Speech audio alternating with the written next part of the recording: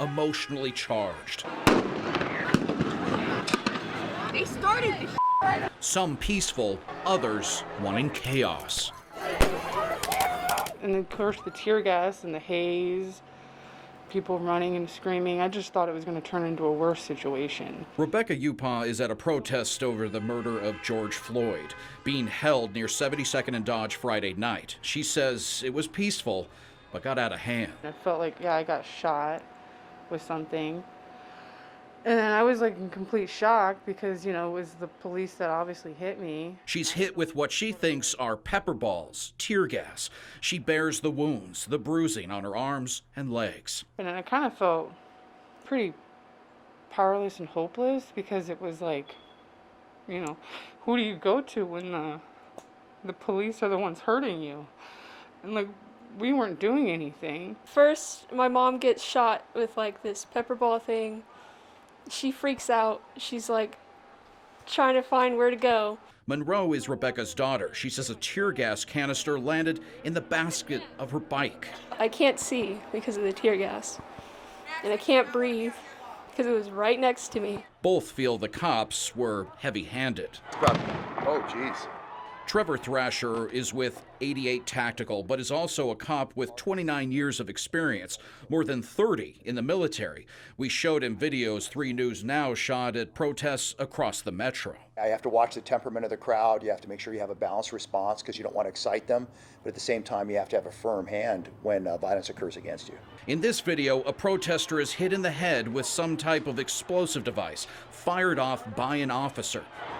According to OPD's code of conduct, they're supposed to fire things like tear gas or other projectiles towards the ground, near the rioters or protesters, to, as the police say, target areas of area saturation. That's not what we saw in the video. But they're not trying to land it on top of them if they can avoid it. But again, out of how many hundreds of munitions were used and how many times did somebody get hit right in the head with it? So it's just a law of percentages sometimes. There's this video. Cops approach a crowd sitting on Dodge Friday. You can hear the pepper spray guns going, and you can tell the officer there is not even targeting people. He's shooting around them. And that's just kind of to dust them up with that pepper spray a little bit to encourage them to leave. They're basically just doing what we call is like passive resistance right here. So they're going to be treated, kind of with kid gloves. Protests raged Friday, Saturday, and by Sunday, the city had begun a curfew. On Monday, there were more cops than protesters. Some media were caught up in the fray. An NET reporter was arrested. You have credentials because you're a freelancer? For NET News and America Amplified. Some of 3 News Now crews were detained.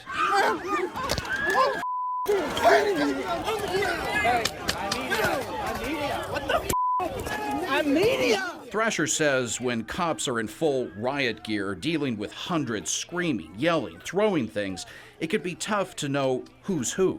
So even if you're saying I'm media, well, I can say I'm Donald Duck. It doesn't mean I'm Donald Duck.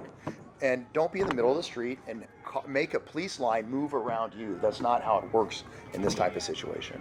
When it comes to a large protest or riot, it can be tough on both sides. Yeah, some of the issues here is they were putting gasoline in water bottles and then throwing them towards the officers and then throwing fireworks afterwards, rocks the size of your fist. For Trevor, he felt Omaha PDs handled themselves well.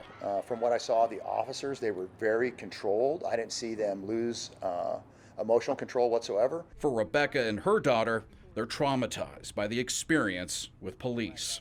Yeah, they need to treat people better. Enough black people have died. It needs to be enough. It needs to stop. I don't know the solution. I know it's not right. There will be a time for police to review their tactics, how all of this was handled, what was done right, and what could be done better.